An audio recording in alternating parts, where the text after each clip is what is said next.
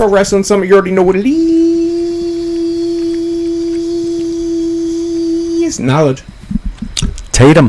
Whoa, jeez, buddy. I know, I just blew out that microphone. I just yelled into it. What are you doing? You don't need to yell, man. We even just checked the levels and everything, and then I just decided, you know what? I'm just going to yell into the microphone. Yeah, I kind of like when you yell, though. It makes me happy.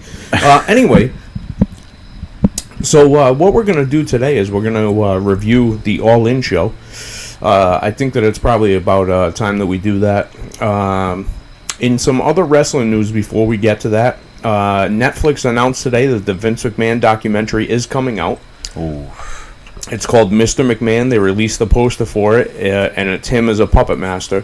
And they are going to include all the stuff from this Janelle Grant lawsuit into the thing. How could you not? Yeah. But you gotta wonder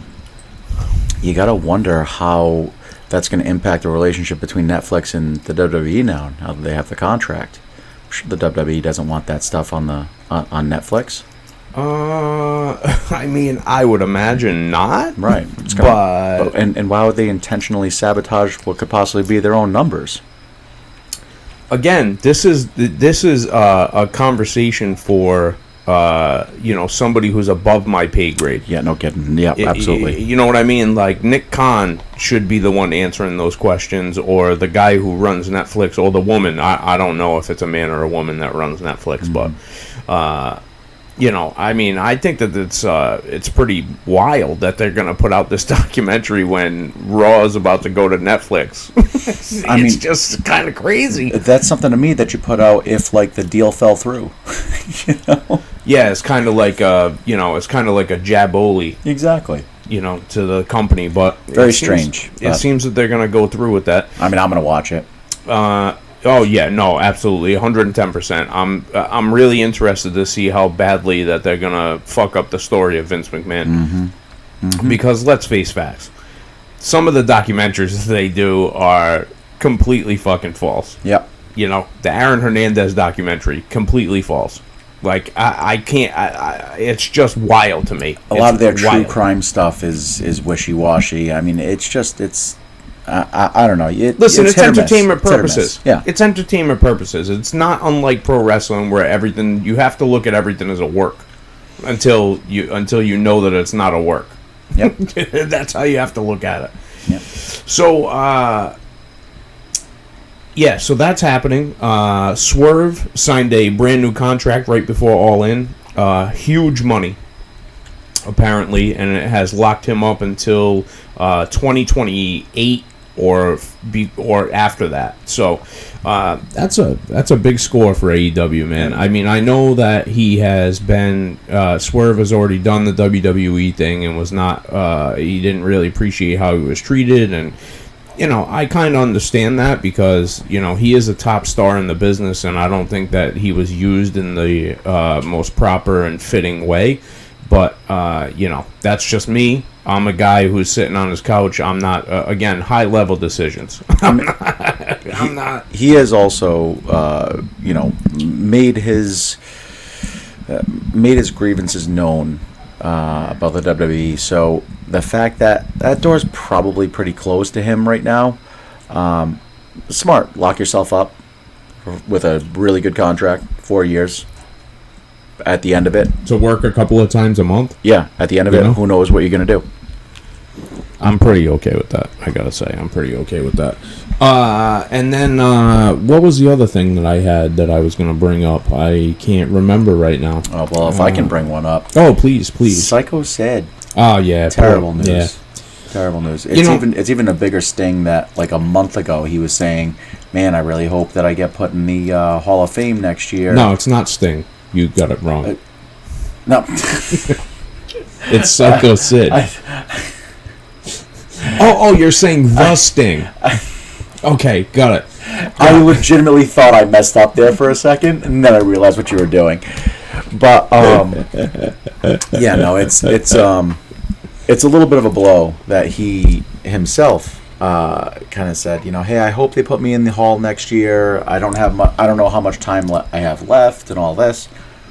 And then he's gone like that. Some months later. I think it's saying something that the guy, that the guy didn't tell anybody that he had cancer, and I think that says something for the guy. Like, It's kind of the way that Norm Macdonald went out too.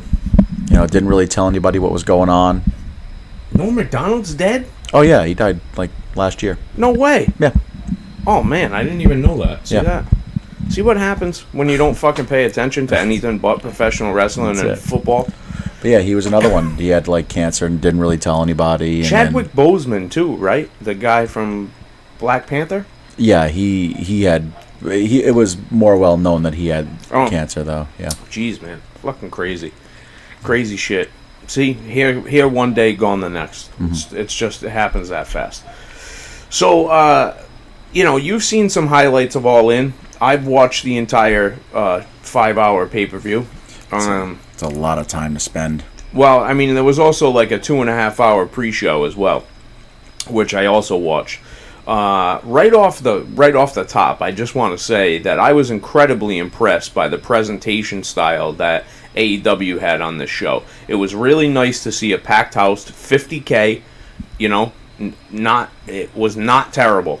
It was not terrible. There was some matches that were a little bit more lackluster than others, but you're gonna have that. It's not that big of a deal. The crowd was hot pretty much the whole night. They were a little dead at certain times in certain matches, but those are the matches that kind of had an issue. They weren't the best matches on the show. Yeah, not the Monet. Britt Baker. Yeah. Yeah, that was tough. But we'll get into that. Yeah. So, the pre-show was really good. The staging was excellent. I was really impressed with the staging. It was some of the biggest staging I've ever seen. The people who were coming out from backstage were so small when they were coming out because the video screens were so large. Yeah. And people did criticize, once again, crowd size, all the areas that were tarped off. It's a little harder to do that when you sold 50,000 tickets. A little harder to justify that. I don't give a hootenanny. Yeah. If you sell 50,000 and exactly and right. You have a 50,000 pay-per-view overseas. Yeah. A giant WrestleMania style pay-per-view. Now that is a good market. I mean, they're always hungry for wrestling over there. Of course. It's smart. You're going to do your biggest show of the year in an area where you're going to sell a ton of tickets. It's smart. Well, they're going to Texas next year for All In. Which is not smart. I don't understand the thinking on that. And I get it. You want a WrestleMania style pay-per-view, your biggest pay-per-view of the year, to do well in the States. But they didn't even sell 2,000 tickets for last night's Dynamite. Yeah. It's going to be a pretty big embarrassment, I feel, when tickets go on sale for next year's All In. They're not getting 50,000. They're 25 maybe? 15? Maybe I'm being a little rough there. That would be tough. I don't know what Texas Stadium seats, but it's got to be close to 50K. Well, are they going to be in where are they? The Texas Stadium, at the Ranger Stadium. At the Ranger Stadium, yeah. So that's got to be at least 50K. Yeah, 20. No, it might be a little bit smaller than that. It might be like 30. But they should be able to put like seats on the correct on the grass and everything. So I mean, you should be able to get a good amount. Man, that would scare the shit out of me if I was anybody from the leadership in AEW, because just from an optics standpoint, if you're going to go from 50K, to 80K for year one, 80K 2 years ago, 50K this year, and then you're going to do the first one in the States, and you can't even sell 2,500 tickets, like... It's a bold strategy, Cotton. But let's see if it pays off for him. So the pre-show was really good. I was pretty impressed with that. They did have a 16-man tag match, which was a little wild. I understand wanting to get people on the show, but sometimes just not everyone is going to be able to appear on the show. And the way that WWE usually does it is like a formulaic battle royal type of deal. I get wanting to do something different with a 16-man tag match, but I mean, it's just too much. It's too much going people on. It's, at least the battle royal, they're all in the ring at the same time. It felt slow at times. Just catching the highlights. The match was not paced out, at least to me, properly. Right. You have these long bouts of really nothing going on, and then these short bouts of so much going on you can't keep up with it. And the cameras couldn't keep up with it. Well, I think that's why WWE does Battle Royals, because it's a little bit more exciting. The fans can get a little bit more invested into the action. And, I mean, it's a fucking pre-show. Yeah. The only thing that really bothered me about the pre-show is they blew their load with Jamie Hayter on the fucking pre-show. Why would you do that? No idea. That's a huge return. That doesn't even make sense to me. It didn't even make sense. I just don't understand what the thinking was for that. Like, Jamie Hayter returning is a giant deal, and I would have made such a big deal about it because she is a big deal. She is a fucking star. I mean, that's a former AEW Women's World Champion. Like, why don't you treat her with a little bit of reverence and respect and not put her on the pre-show? I mean, you can't tell me that you couldn't have done that same segment, like, after the first match of the main show. Or to open the show. Even though open the show would be fine, but I mean, at least if you want to say, all right, I don't want to have her come out and have her return at the beginning of the show, fine. After the first match, something. There's definitely segments you could have put it in there. It's just a strange decision. I just don't. And why is Paige not wrestling on the show in England? Or the UK, whatever. I mean, England, UK. I mean, I get. Where is London? Is it considered the UK or is it considered England? People get upset. I mean, it's both. It's England and UK. I mean, it's. That's the dumbest concept ever. I'm sorry to anyone who's listening from the European Union there, but that's a different thing. European Union. Now we're getting into global geopolitical politics here. This is. Oh, jeez. Let's get back to again. A little bit above my pay grade. Yeah, but I don't know. Are they trying to pull a strategy where, hey, if we're going to have a 2-hour pre-show, you really should watch it. You don't know what's going to happen. It's not just a nothing show. Like when the WWE, well, at the time, WWF would, like, throw big storylines onto, like, Sunday Night Heat and stuff like that. I love Sunday Night Heat. Velocity, Sunday Night Heat. Good shows, man. Good shows. But, like, occasionally they would toss some decent storylines on there and be like, oh, hey, I actually have to tune into this thing once every 12 months. Well, maybe you did, but I was all about Sunday Night Heat. Okay. I mean, if you ever wanted to see Al Snow wrestle in the WWF, you really had to watch Sunday Night Heat. What does everybody want? So let's get to the actual show now, since we're not running behind and we're actually pretty much on time today, because that's what we do. Yep. So let's start with Toni Storm and Mariah May. I'll tell you what, I don't think Mariah May is ready for the World Championship, but how you're going to put this match on first, and this story, the one that has been lasting and has been intricate and a lot of different layers to it, how you're going to put that on first, again, as a decision above my pay grade, but sounds like and looks like a really bad decision to me. It's just insulting. It's insulting. They put so much work into that storyline. It's built for so long, and you're going to have it open your card. Let me ask a question, okay? I need to ask a question to you. Do you think Toni Storm is the best female wrestler on the AEW roster? All around? Yeah. Yeah.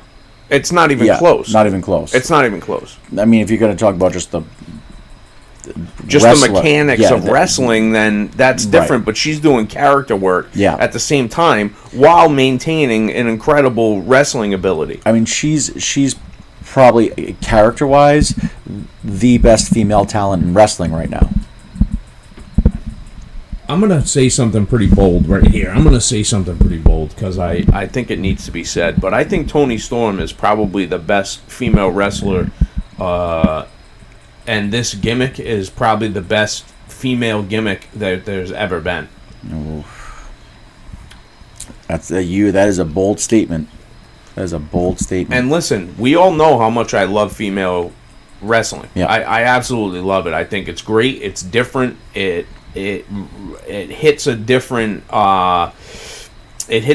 plateau for me because it's not taking anything away from the women, but they haven't been at it as long as the men. Mm-hmm. So a lot of the things that you see in the men's matches, you've seen 4 million times. With the women, it's much different because there's a much smaller sample size to be able to take from. So when they do stuff, it stands out to me immediately. And I recognize what they're doing, and I recognize how dope it is because they're just as good as the men are. There is no shot in hell that a lot of the men are better wrestlers and better workers than the women are. Mm-hmm. Now, with that being said, I mean, with the exception of, China was great, but pretty one-dimensional. Couldn't work. She was just a giant chick.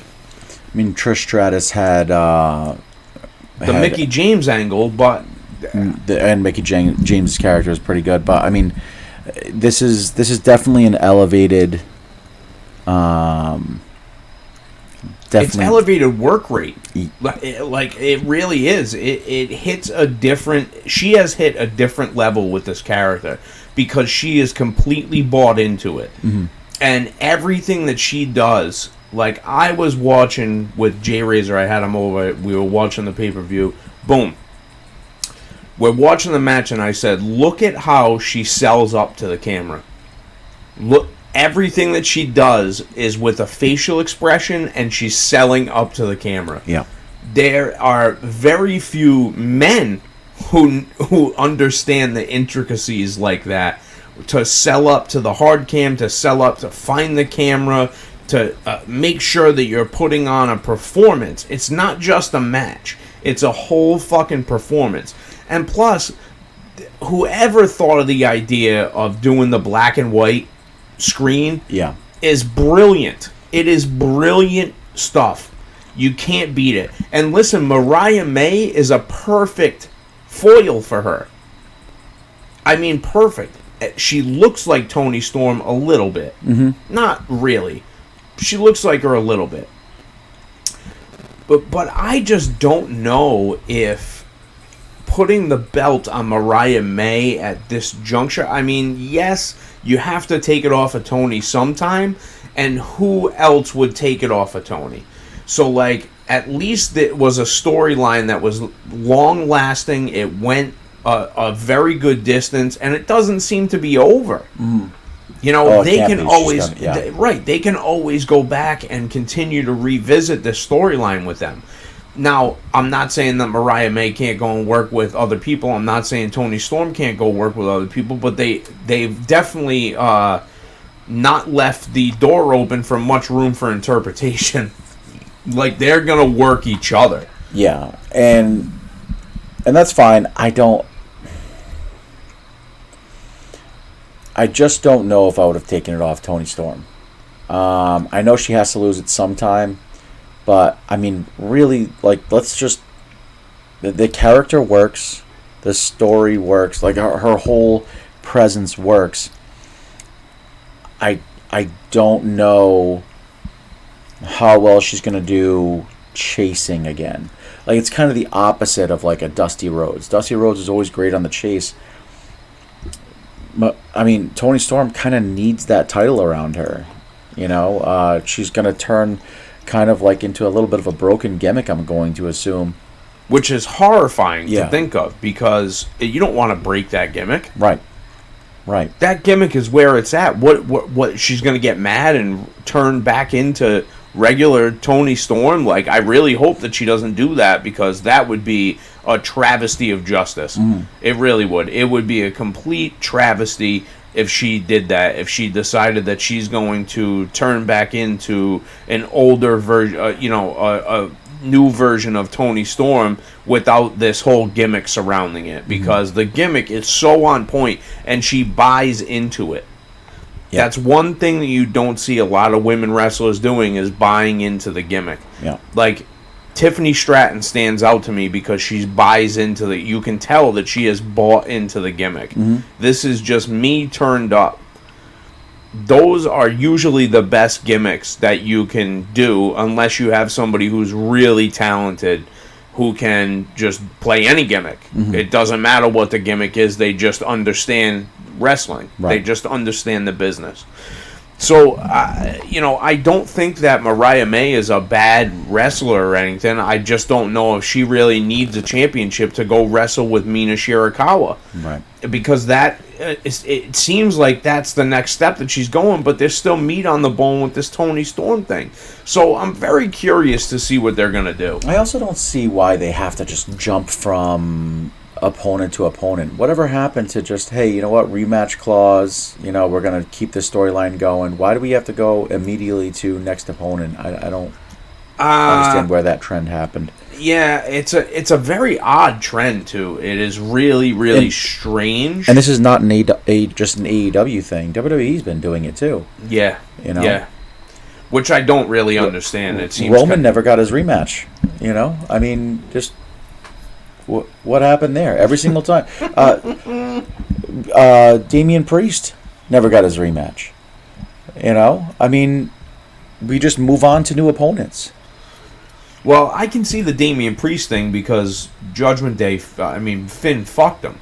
So, that makes more sense. But, hey, let him get his rematch. Let him screw him over again. That's fine. Oh, my God. Oh, God, the heat. Yeah. The absolute heat. But that would clear off that storyline. Hey, you got your rematch. There's no question about it. And it helps lead into the Judgment Day storyline. I can agree to that. So I can definitely agree to that. Well, next matchup is Hook and Chris Jericho, the Learning Tree. Now listen, I give a lot of credit to Chris Jericho for singing his way down to the ring. You don't see a lot of artists singing themselves to the ring. It is very difficult to wrestle, much less sing yourself to the ring and then go in there and wrestle. I love the Chris Jericho gimmick. I don't understand the fascination with Hook. I just don't get it. Maybe I'm old and I just don't see what everyone else sees, but the kid has a T-bone suplex, and that's it. He doesn't have anything else. He has a couple of throws, and he doesn't understand how to work. I think this has to be a Jericho ego thing. Of I can build stars. I can make something out of anyone, and this is like his chicken salad out of chicken shit type of thing. It's like his pet project now. Of I'm going to get Hook over. I don't know. I mean, listen, Hook seems to be over with the fans, but as a wrestler, I don't know if he's over with the fans. I mean, he gets a pop when he comes out, but his matches don't get the same intensity throughout. Yeah. I think he's trying a little bit too hard to be different. Kind of like Orange Cassidy almost, like a more hip, tougher version of Orange Cassidy. Mm-hmm. But what makes Orange Cassidy is the fact that he's he looks like a dweeb. Mm-hmm. And he's just too cool for... He's like Fonzie. Yeah. You know what I mean? Without being a tough guy. His gear doesn't seem to match his gimmick. He's just kind of all over the place. Why are you wearing boxing trunks? Small. I mean, and I hate to... Taz was small. But he was bulky. He looked like he would rip your head off. Right, he was thickums. Now, I'm sure that Hook could kick the crap out of me, no question. But I shouldn't be able to think, I could probably hold him off for a little bit. If you're going to be a monster, I shouldn't be able to think that I could stand up to you in any sort of way. Okay, so here's my issue with this whole thing. you have it's essentially a fucking 3-on-1 match. Okay, you have Big Bill, whose thigh is bigger than Hook. Okay, and he picks Hook up for a choke slam to choke slam him through the table, and Hook somehow stops him. Like, makes no sense, dude. Just basic psychology. Just let him choke slam you through the fucking table. And I couldn't stand the whole blind gimmick, the blind punches gimmick. I couldn't, like, what? Why? As I saw a video of this earlier this week. Why does AEW have so many eye patches going on? I was just gonna bring that up. Shout out to JD from NY, because he brought this up. Why did they have 6 different gimmicks that have an eye patch? Yeah. It doesn't make any sense. Why is everyone's eye injured? I mean, like, he ran down the list. Jericho had it at one point. Hook. I mean, all these guys had eye Julia patches. Hart, Brian everyone's got an eye Danielson, patch. you know, like, You get an eye patch. just ridiculous. I mean, they really need to invest in some insurance on eyes in that company, because it seems to be a significant problem. I don't know. And how is a real medical doctor like? Hey, here's a patch for you. just put the patch on. You're that's fine. what I'm saying. Like, you would go see an eye doctor specifically for an eye. Yeah. It just doesn't make sense. They have a dentist. Get an eye doctor gimmick going. You know, they might not have a dentist for long. They might just release her. I mean, they're missing a huge opportunity there. You know, Kane's doing nothing for the WWE. Bring him back. Isaac Yankem, come on. Joining up with Britt Baker, DDS. You know, like, let's... What do you mean? He's the like mayor of Knoxville, Tennessee. Yeah, but he's not doing anything for WWE right now. How much could there possibly be going on in Knoxville, Tennessee? He could do a show a month for AEW. I mean, Jesse Ventura was the governor of Minnesota, so, like, I live in the Baja.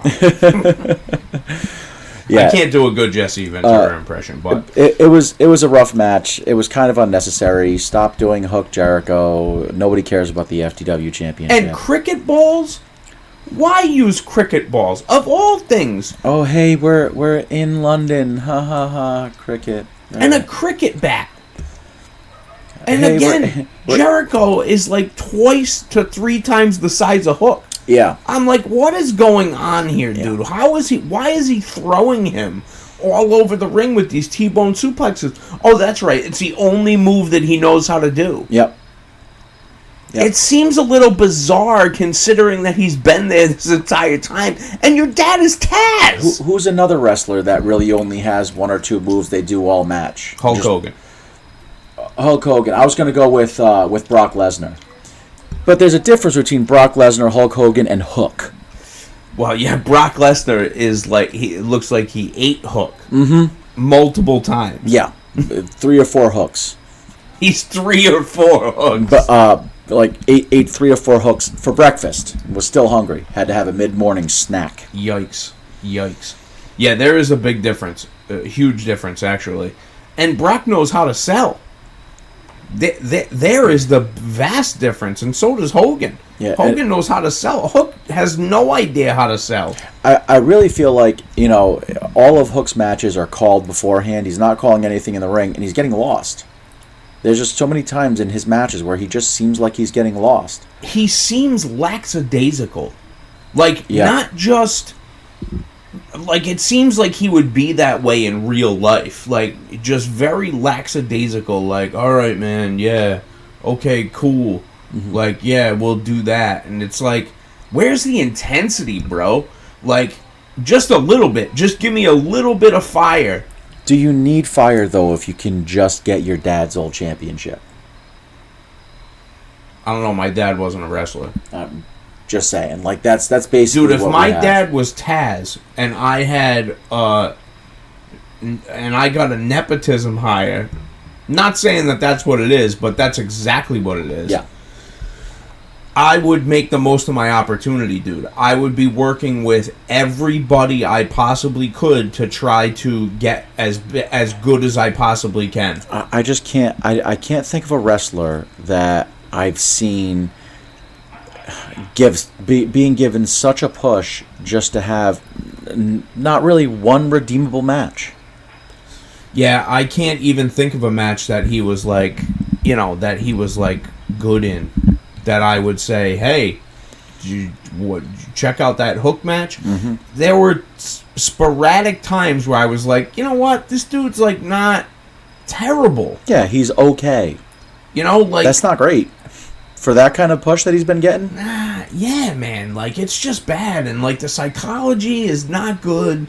You only have one thing that you do. It's just very odd. You have a whole thing for your open where they have like a spotlight for you and stuff. Like it just doesn't. Like why? You're not. You're not you Batman, right? You're not. You're not worth it. It's hard. Like as harsh as that is to say, you're not worth it. You don't get a spotlight until you earn your spot. And why is your name Hook? Because your dad is from the Red Hook section of Brooklyn, New York? Why your do name you is not Tyler have... Sinersha. You should just go with Tyler Surt. Yeah. Why don't you have a pirate gimmick? Your name is Hook. That would make perfect sense. Oh my god, dude. For your eye patch. That would be amazing. Amazing. Paul Burchill. Where's Paul Burchill? He'll manage you.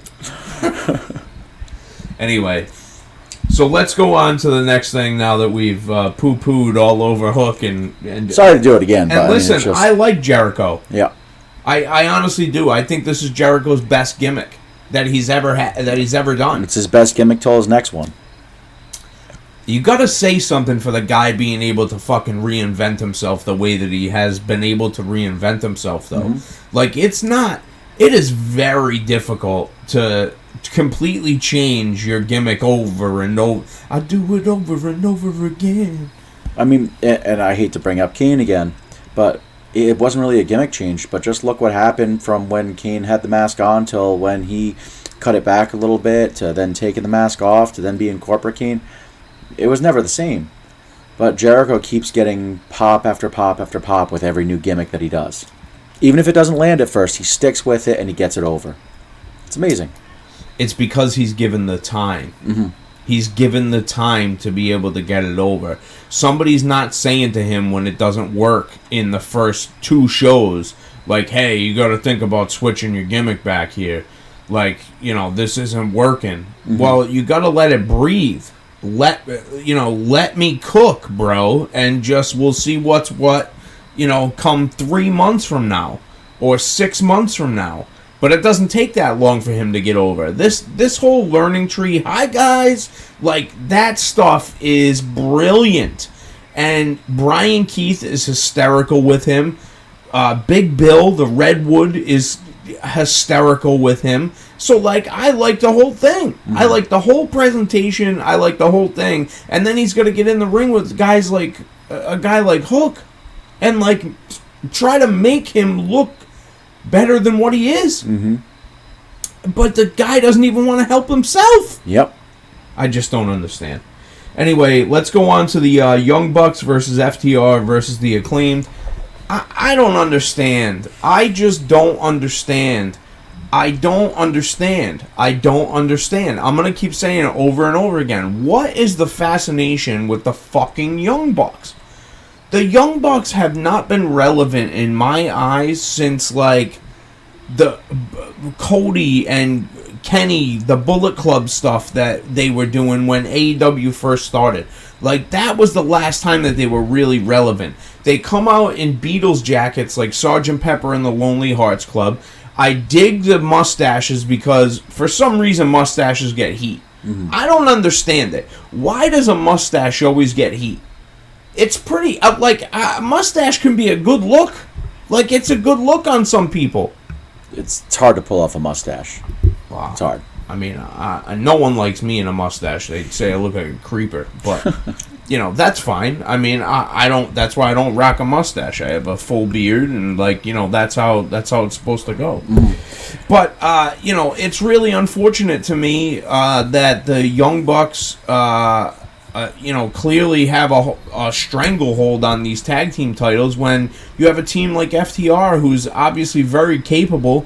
I'm not a giant fan of the Acclaimed, and the only reason I'm not a giant fan of the Acclaimed is I really don't like Max Caster. Like, he has go-away heat for me. I think Anthony Bowens is awesome, but I fucking legitimately dislike Max Caster. I don't think he's a good rapper. I would absolutely destroy him in a rap battle. Like, it's not even fair.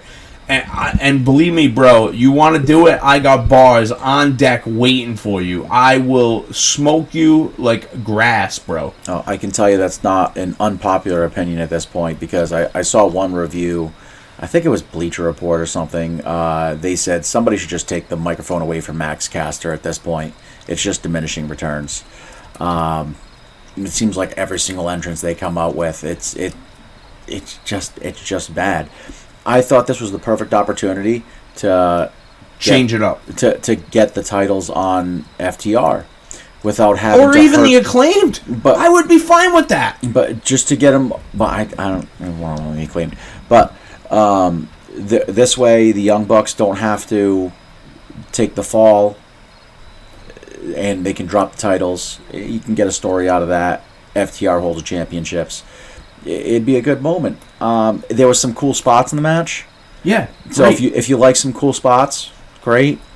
So, I mean, some people rated this higher than I would. I mean, I thought it was, maybe I was just worn out from the 16-man tag match and the 8-man tag. Just when you have too many people in the ring, after a while, it's like, all right, this is like, let's just simplify things. I don't necessarily understand why the Young Bucks, like, I get it that the elite want all the belts. Like, that's a good look. It's a good look for heels. Jack Perry has a belt. Okada has a belt. Everyone's got a belt. Mercedes is probably going to end up joining that group. And everybody's got a belt. I dig that. Totally get it. I think it's great. The problem is that they don't need the titles to be effective heels. So why have the exactly? Why have the titles then? It doesn't make any sense. You want to talk about diminishing returns? The tag team division is a fucking joke. Yeah, it's a joke. Not just in AEW, it's a joke in WWE too. It's an absolute fucking farce as far as I'm concerned. Mm-hmm. You don't I don't understand why they don't put a value on fucking tag team wrestling. It's absolutely insane to me that there's no fucking like benchmark anymore for good tag team matches. Mm-hmm. And it doesn't make a lot of sense for the Young Bucks being heels and being in the top spot there, known as the EVPs, to have the belts, because it's not elevating anybody else. And you don't need to elevate FTR. Everyone knows that they're the best tag team there. It's not close. Mm-hmm. It honestly isn't. Personally, I like the House of Black, but they're not gonna sniff the fucking tag team titles, dude. It's not gonna happen. Well, see, I would do something completely different with the tag titles, and that is take them out of the picture entirely. I would have had FTR win the belts. I would have the EVPs come out the next show and say, oh, well, one of them, whichever one, Cash, is hurt. Yep. So they have to vacate the titles, So we're going to have a tournament. We're going to have a tag tournament. Okay? FTR comes out. I'm not hurt. Hey, you haven't been cleared to wrestle, so we had to vacate him from you. Sorry, you got to give it up. Literally let the EVPs hold on to the titles. They're not the tag team champions. They're not the tag team champions, but they're holding up the titles. I'm following you. Have the tournament. When it gets to the last match, keep having to postpone it. They come out, oh, sorry, we ran out of time. We gotta push it off. Oh my God! See, what a great gimmick! What a great gimmick! You can work that for months before they have to get in the ring with FTR. And you would elevate whatever tag team you want to elevate, any tag team, because hey, every tag team we have to get the championships on somebody. See, now if FTR was smart, they would come out with cardboard titles. That'd be great. I would dig that. I would be all over that. Like, fine, you don't want to give us our belts? No problem. We're going to make our own belts. But let them do a Jack Perry video of making their own belts, except it's just cardboard instead of making it out of metal. You just see them working really hard, and then they debut the titles, and it's fucking cardboard belts, dude. Like paper cuts and stuff. All bandaged up on their hands and shit. Oh, that would be amazing. I would absolutely love that. But unfortunately, that's not going to happen. That's not going to happen. I just don't understand why they don't elevate other people. Like, I get it. It's a selfish business. I totally understand. But you got to elevate other people, man. If you want to be successful in this business, you're only as good as your opponents. Mm-hmm. And if you're not elevating your opponents, then when you finally do get beat, well, who the fuck beat you? Yep. I mean, that's how I always looked at it. Was, okay, they're the tag team champions, but who the fuck, who are they, who's going to beat them for the belts? Right. How does that make any sense, and how does everyone come out of this smelling like roses instead of smelling like shit? Mm-hmm. You know, and it's not easy. I'm not saying that it's easy, but, I mean, that storyline that you just gave right there, off the top of the dome, what the fuck? Like, how difficult is that to put into practice? Right. It literally, that's 30 seconds of telling the story, and it's hysterical. And you can run with it for months upon months upon months. And it accomplishes a few major goals. Getting multiple tag teams elevated, as well as getting a ton of heat on the Young Bucks still. And that's the goal. Yeah. This is about booing and cheering. Yeah. That's what this is about. You want to be really effective heels? Get people to really boo you. Mm-hmm. Get people to fucking hate you. And holding those belts the way that they've been holding them is not getting people to hate you. Mm-hmm. Nobody hates them. It's just like, okay. They're like, yeah, they're the Young Bucks. Okay. Yeah. Cool. Like, been seeing this shtick now for fucking ever. It's the same shtick. Mm-hmm. Doing the same moves. Like, it's no different. They take good heat. They don't mind bumping. Yep. But it's not just about that, especially as a heel tag team. Anyway, it's too bad that the Bucks held on to the belts, man. I really thought it was a good opportunity to get them on somebody else, and maybe the tag team division would kind of right the ship a little bit. Mm-hmm. But unfortunately, that wasn't the case. Yeah. And then we have the Casino Gauntlet match. Now, this was very interesting. I was really a big fan of this. They pulled out some big names for this one. Well, yeah. I mean, Nigel McGuinness. I out popped of nowhere so hard for Nigel McGuinness when he came out. Jay Razor was like, what the fuck who is this guy? I've never even seen this guy before. I'm like, that's fucking Nigel McGuinness. It's Nigel McGuinness. I was so fucking happy. And then, especially when him and Zack Sabre were fucking going at it, I was like, oh my god, dude, I have a wrestling chubby. This is fucking amazing. I mean, we talked about this before. Zack Sabre should not be able to do 95% of what he's able to do in that ring. He's just incredible. It's so technically sound. Technically sound. That's an understatement of the year. Yeah. He's one of the best technical wrestlers to ever walk God's green earth. It just doesn't seem like nobody should be able to have that technically proficient of a style. No wasted movement. Yeah. None.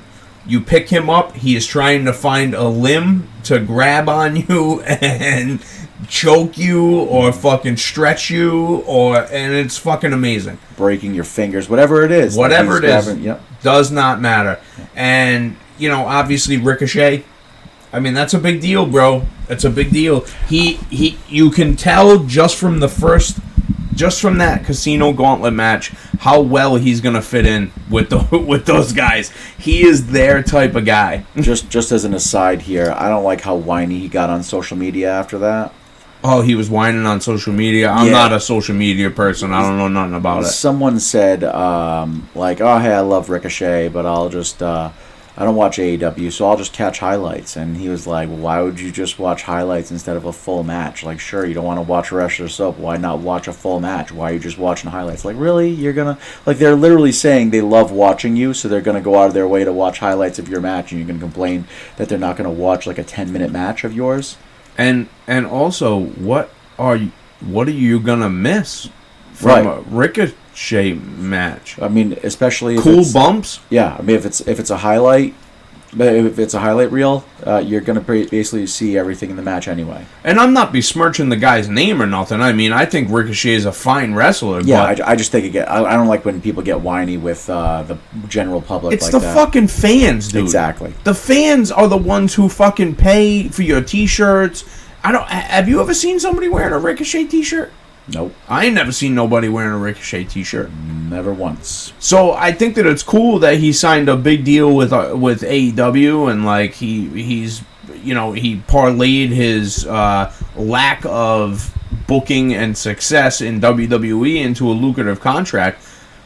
But he's just Tony Khan's shiny new toy for the next 2 months, and then if that, what's gonna happen after he does this match with Ospreay? I mean, where do they go from there? he'll get put into a random trios group and compete for the trios world championship. Man, what a fucking joke, dude. What a joke. See, this is why people don't... I'm surprised that... listen, I get it. I totally understand why people go there. Because you're working a limited amount of dates and you're getting paid an ass ton of money. And you didn't work out at the E. Yeah, I mean, that's pretty much how it looks. So, like, on Dynamite last night, not to give away any spoilers, if you haven't watched Dynamite by now, this is being released on Friday the 30th. So, if you haven't watched Dynamite from the 28th, then I'm sorry to do this to you, but Shane McMahon's coming. And he's going to be the head of that group with Jon Moxley and Marina Shafir. Probably a mistake. If he wrestles, it'll be a mistake. Oh, 100%. His last match went so well. What match? He came in, he jumped up one time and blew out his quads. Oh. Bang, bang. See you later. He just laid there on the mat like a fucking wounded fish. It was fucking terrible. Oh, man. And Snoop Dogg had to save the night. Yep. That was a great moment. Good for Snoop Dogg. No, Snoop Dogg going into business for himself. I like that. That's the way to do it, Snoop. Fuck him. No, but I mean, I think the Casino Gauntlet match was pretty cool. Definitely some surprises. Definitely a surprise winner. I mean, Christian fucking, everyone's thinking Luchasaurus coming out is gonna fuck up Christian, and then all of a sudden he just fucking pulls Christian on top of him. 1, 2, 3. See you later. And it's like, god damn, bro. Christian Cage is like damn near 60, and he's about to wrestle for the world title. I gotta say, I was pretty excited to see Luchasaurus drop the Kill Switch name. Looks like that's not gonna happen now. No, that's absolutely a shame. not. That's a shame. I was hoping he was gonna drop Christian. That's the move right there. It was a good moment because they got me on that one. Oh, they totally got me. Yeah. I was totally bought in. I'm like, oh shit, he is gonna fuck this dude up right now, and it's gonna be awesome. And Christian's great, man. I mean, I don't give a fuck that he's damn near 60, whatever. I have no fucking problem with the guy whatsoever. I think that he's fucking hella talented. He found a new way to do this gimmick, the patriarchy thing. I think it's brilliant. Well, your father's dead. Like, and just the glib nature of the whole fucking presentation that he has is outstanding. But a world title opportunity, I mean, there are some other guys, like, why isn't Zack Sabre getting a world title opportunity? I would like to see that. I gotta think that this story between Kill Switch and Cage is gonna end there. He's gonna cost him this opportunity or something. Like it's coming. It's just the turn's coming, but it's not happening yet. Right. It's almost like he handed him this one to take away something bigger. Oh my god, could you imagine if he fucks him in the world title match? That would be fucking amazing. Yeah. That would be amazing. I would absolutely love that, personally. But, who am I? Again, out of my pay grade. Right. All right. Well, what did you think about Ricochet's performance in the match? I mean, Standard Ricochet fit. match. Yeah. I mean, here's the thing: you push a certain level of high spots and flippy stuff, and that's all well and good. It becomes routine. It becomes expected. It becomes Kofi Kingston in the Royal Rumble. You know, that is a fucking great analogy, man. That is a great analogy. Kofi Kingston in the Royal Rumble, you always know that you're going to see something wild. And it's never going to lead to a win. Yeah. So. It's too bad. Yep. It's fucking too bad. I just hope they don't waste them. His gimmick is that he's Ricochet. It's a great name, too. It's a fantastic name. It's a great name. Kind of needs some personality. When you get stopped by Drew McIntyre, when you say, hey, I didn't come here to talk, and he says, well, then shut up then. And that's it? You have no comeback for that? Like, that just kind of shows... Shut up then. You know? Oh my god, dude. It's so ridiculous. Zero personality. Like Mussolini or Kennedy. Anyway, all right, Will Ospreay, MJF, the match of the... Well, not my favorite match of the night. We're getting there, but it's not my favorite match of the night. But I gotta say, man, I mean, I knew it was going to be good. You know, and it was good. I mean, MJF and Will Ospreay are both top of the class. And you got to think it's not over now. No, I hope it's not over. I hope that MJF does this deal with Daniel Garcia, and Ospreay does this thing with Pac, and then they come back and revisit the Will Ospreay MJF thing, because that's like, to me, that could be this generation's Shawn and Brett. It really could. Another bold statement, but I mean, those guys are, I mean, Ospreay, Swerve, and MJF are the three guys in that company you will always find me glued to the set when they are on television. I will be glued to the set when those people are wrestling. So is Will Ospreay going to have to spit on Tony Khan? He's going to have to fire him after that, because he's never going to fear more for his life than at that moment to get spit on. I would really... letting you all know that after that moment... Well, wouldn't you think MJF would be the one spitting on Tony Khan? Really, Will screwed Will, you know?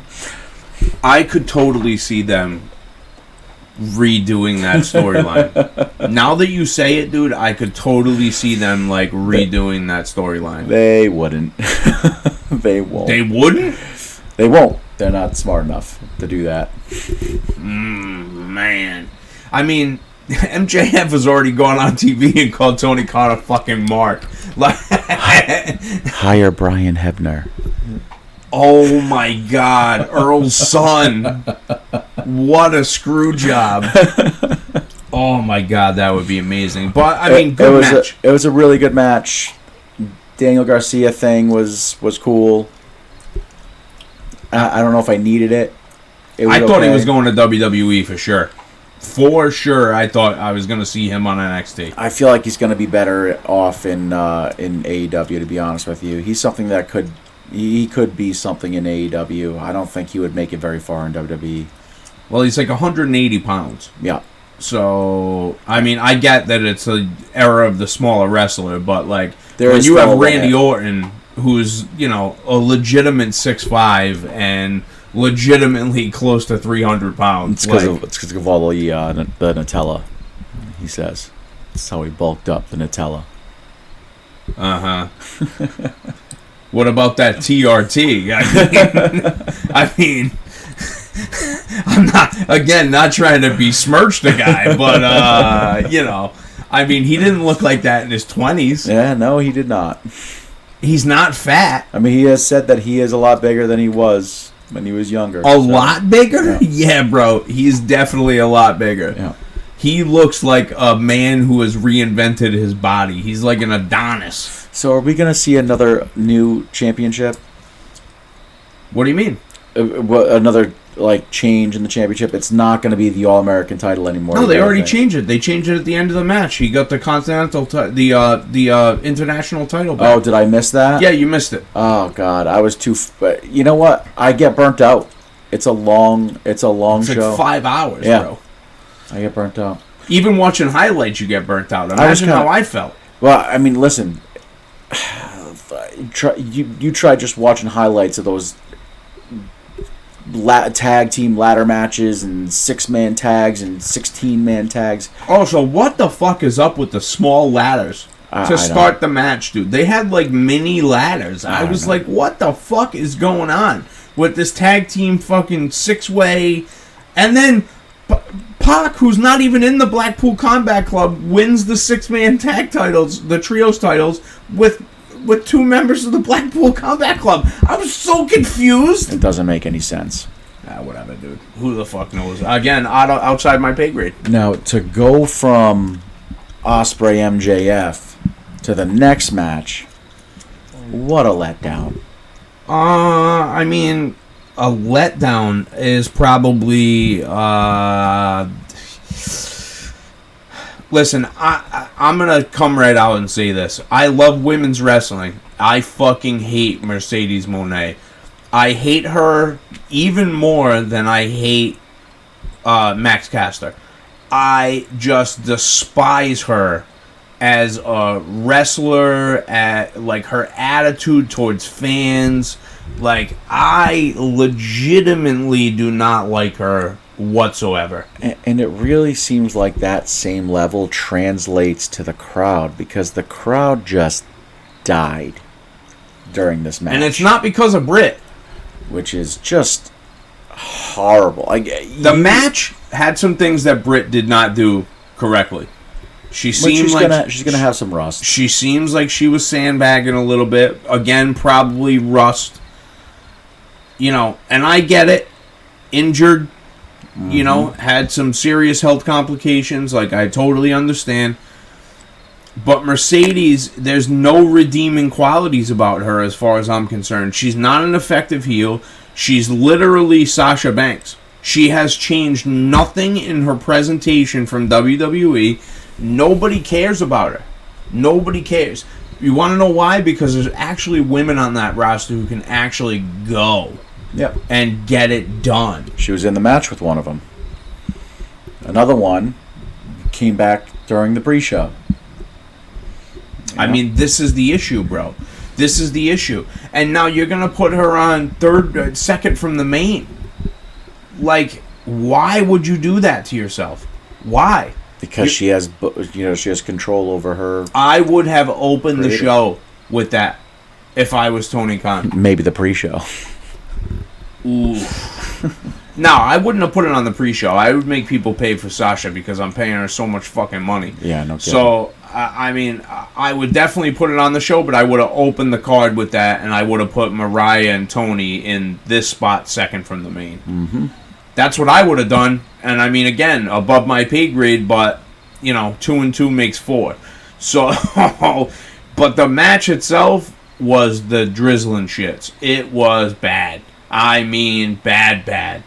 And I don't know if there was miscommunication. I don't know if Britt is just like, fuck all this bullshit. Mm-hmm. Because it is a lot of bullshit, dude. Like, listen, the wrestling business is full of different personalities. Not everybody is going to get along. It's just how it goes.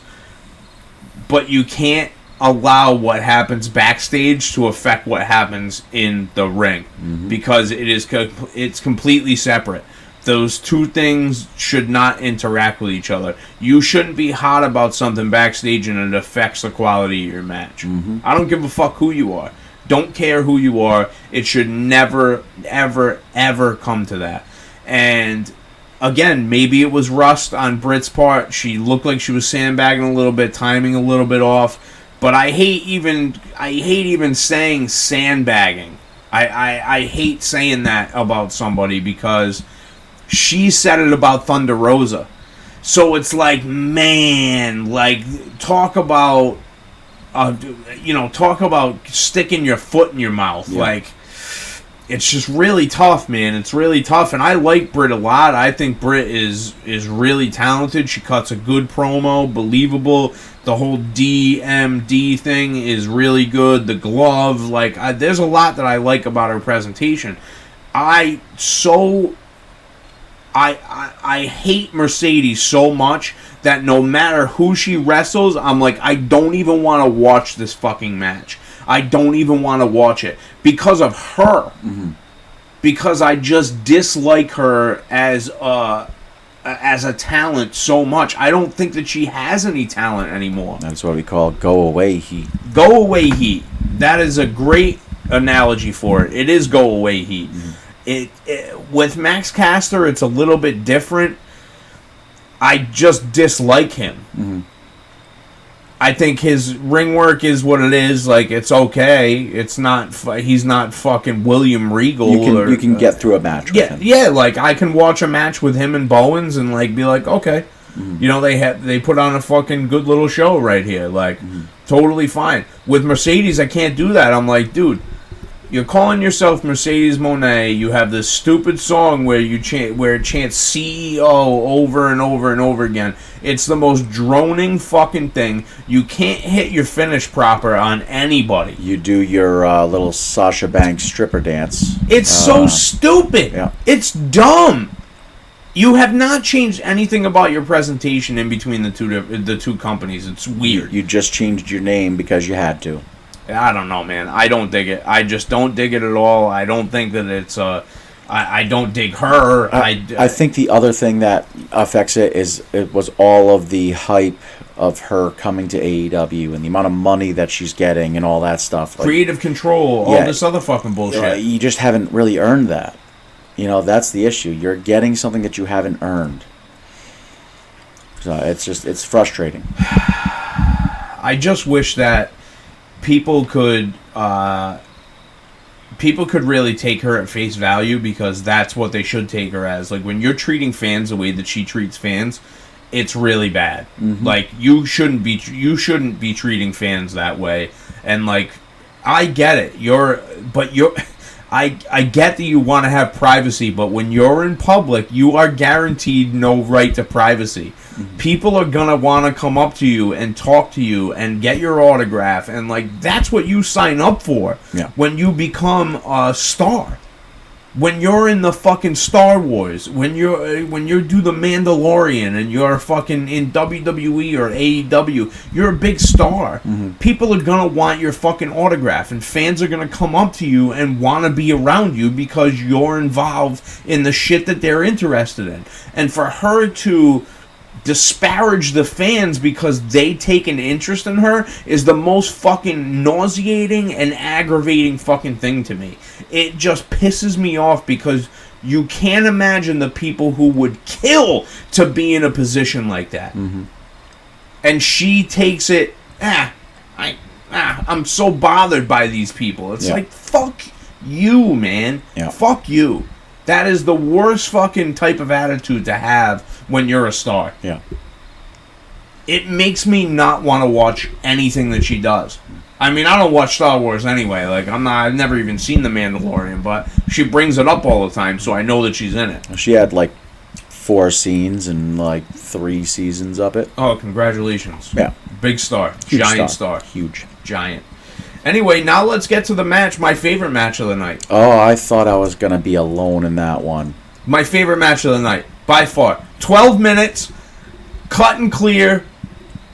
Jack Perry, I mean, it was brilliant, except for the gasoline. It looked like Coca-Cola in the gas can. Yeah. It came out brown. That's not what gasoline looks like, so... This, to me, was the most appropriately placed match on the card. And it was perfectly done. Yeah. It was masterfully done. Not a bunch of crazy spots. And I gotta tell you how much it kills me to say that, because you know my opinion of Darby Allin.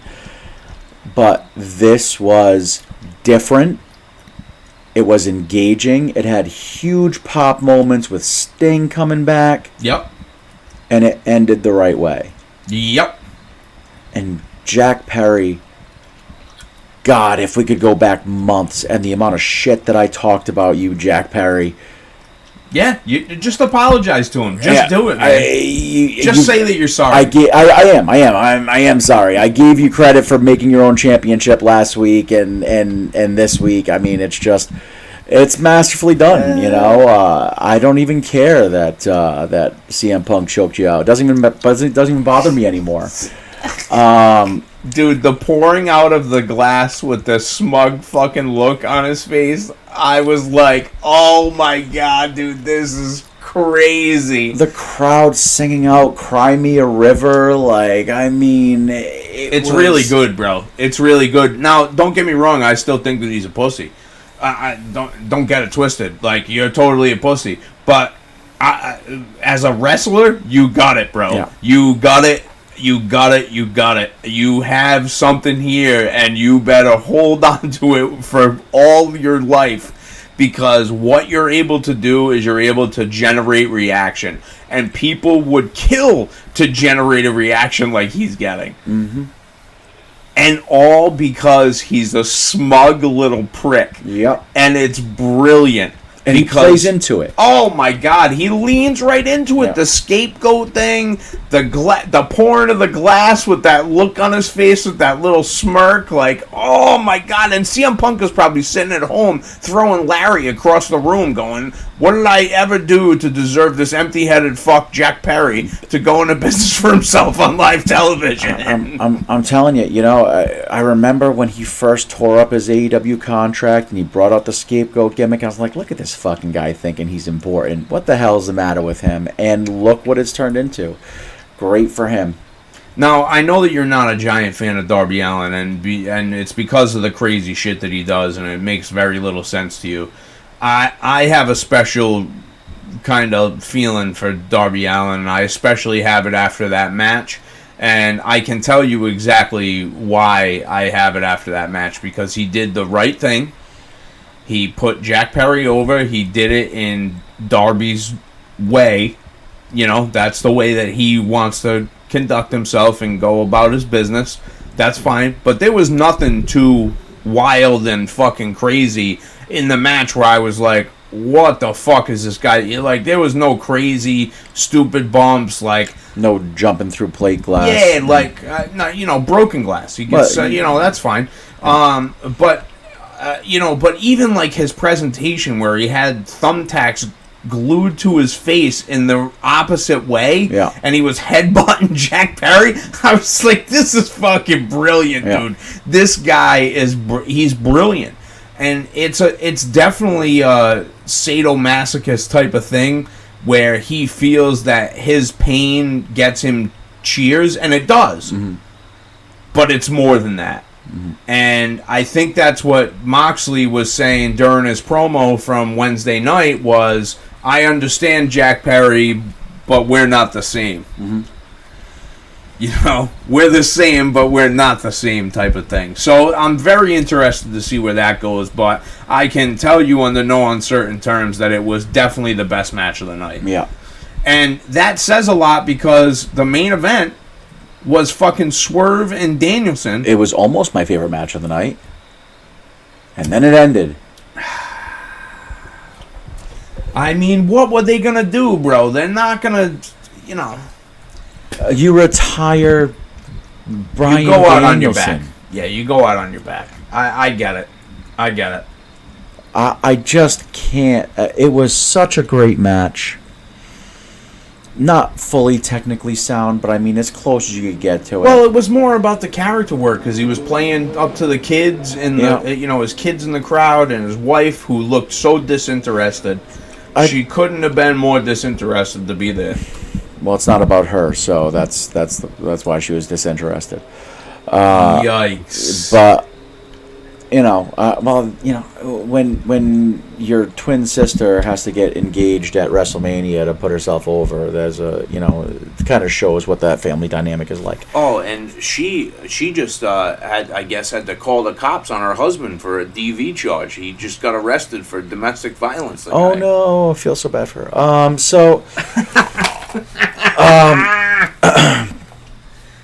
Yeah, I just feel that, like, while the match was good, I feel that Swerve has kind of gotten Stale? No, he got the short end of the stick with his title run. I feel like, again, it's going to be the comparison that I make. It's kind of like Cody's. It's like he got the title and they had no real idea what to do with him, and now he drops it to Bryan Danielson for what purpose? Well, to work with Swerve, to work with Hangman. But I like them having the belt to work for. Yeah. It makes more sense. Because I really don't care about that storyline without the title.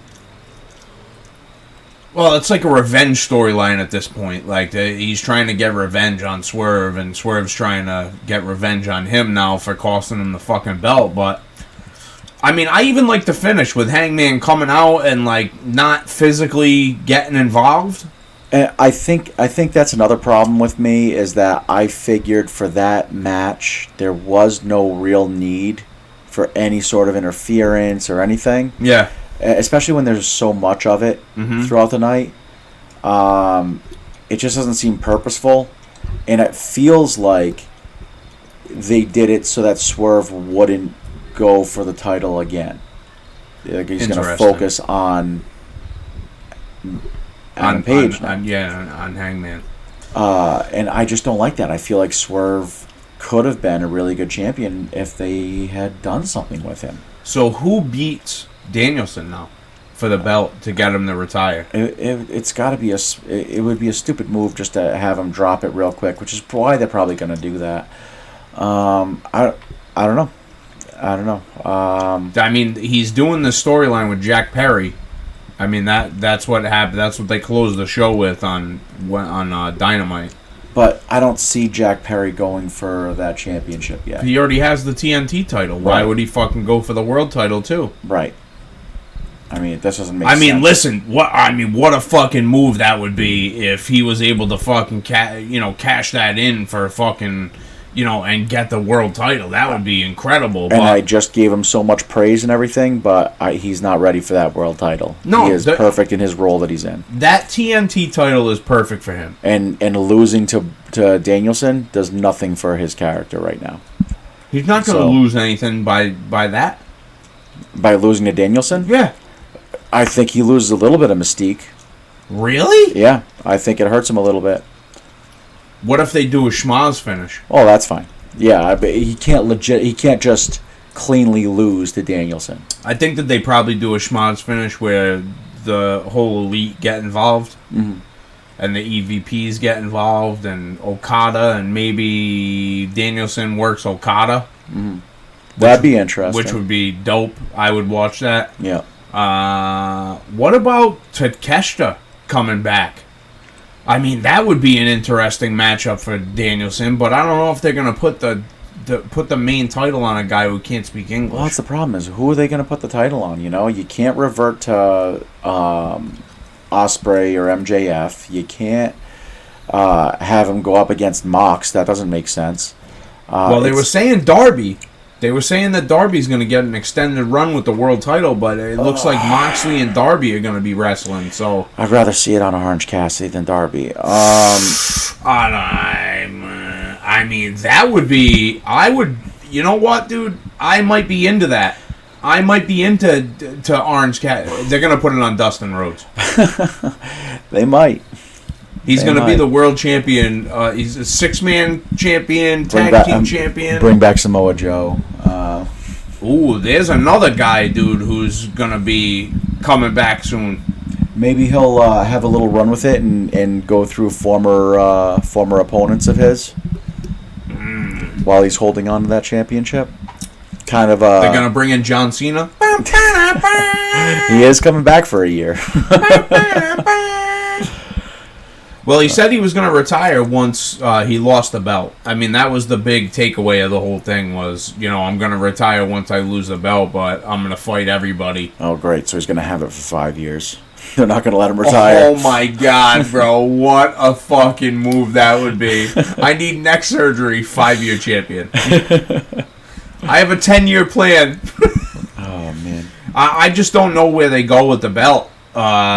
I don't know of a person who's going to be able to take it off of him. I would love to see a guy like Zack Sabre Jr. come in and just win it. just what looks to be like a throwaway match, a random match, and he fucking comes out as the world champion. Yeah, I feel like Danielson's gonna have to kind of do this. I'm just gonna pick my opponents type of thing. Like these are people that I want to wrestle before I retire, and that's what it's gonna have to be for a while. I just don't see. I wish it was Eddie Kingston. That is not a possibility. For multiple reasons. Number one, AEW doesn't want it, or at least Tony Khan doesn't want it. And number two, they have that he's injured, and number three, they have that Blackpool Combat Club type of connection there, pseudo connection. They worked cooperatively for a while. Yeah, cooperatively. Right, that's what I'm saying. Pseudo connection. It wasn't a full connection. Pseudo connection. I kind of like that. That's kind of like weird. Pseudo.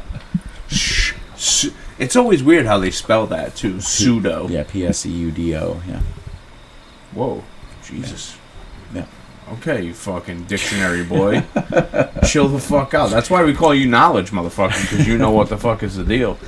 So, that was the show. That was AEW, essentially. Apparently 6-star matches. 6.5-star matches. Yeah, Dave Meltzer's ratings are getting wild, bro. I don't know about these fucking ratings, but whatever. Who the fuck who are we? Again, above our pay grade. He's choking on that, on every AEW match at this point. But WWE doesn't get any 5-star matches, and it's like, what the fuck? Roman Reigns never received a 5-star match in his entire reign, his 3-year reign as a champion. That is the most wild fucking thing you could ever say to somebody.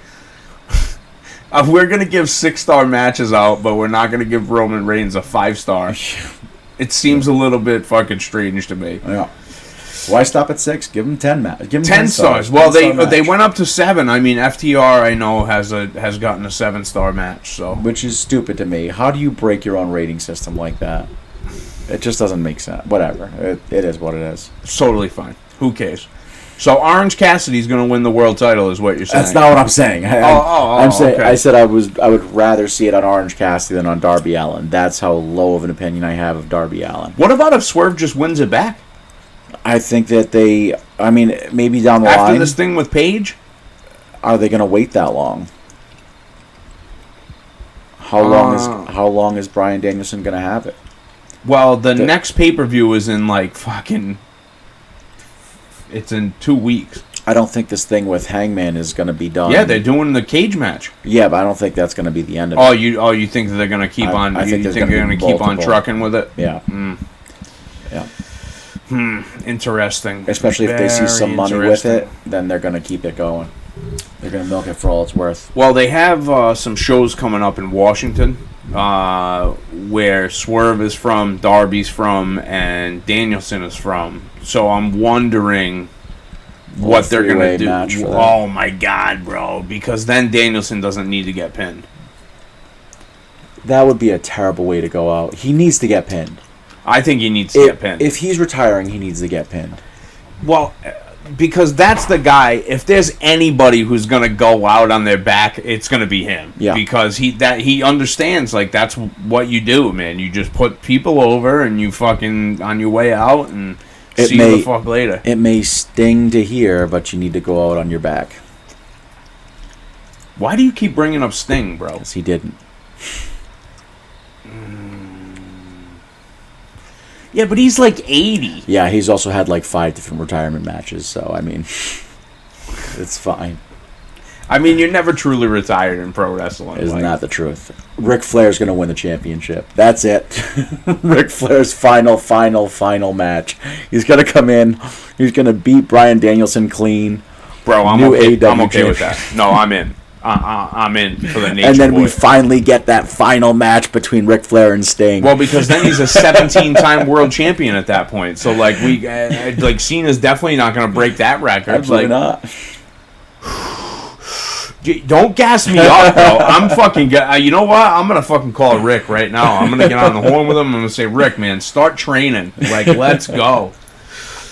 Well, this has been Pro Wrestling Summit. We have gone well past the time of expiration. We've discussed the AEW All-In card. Tune in next week. We're going to have all sorts of new pro wrestling content. I'm sure that we'll be talking about Bash in Berlin, and we'll also be talking about the NXT pay-per-view, which are both Saturday and Sunday, respectively, this weekend. Make sure that you don't miss those live on Peacock. Remember, Saturday's show starts at 1 p.m. 1 p.m. for Bash at Berlin, and then the normal 7 p.m. start time on Sunday for NXT No Mercy. Please don't forget to watch those, man. Let's keep the ratings alive and let's keep them up. Make sure that you watch as much wrestling as you can and love each other. For God's sake, just love each other. Knowledge, it's been great to see you, buddy. Tatum, as always. Tune in next week. Peace. Howard Finkel. Finkel is Einhorn.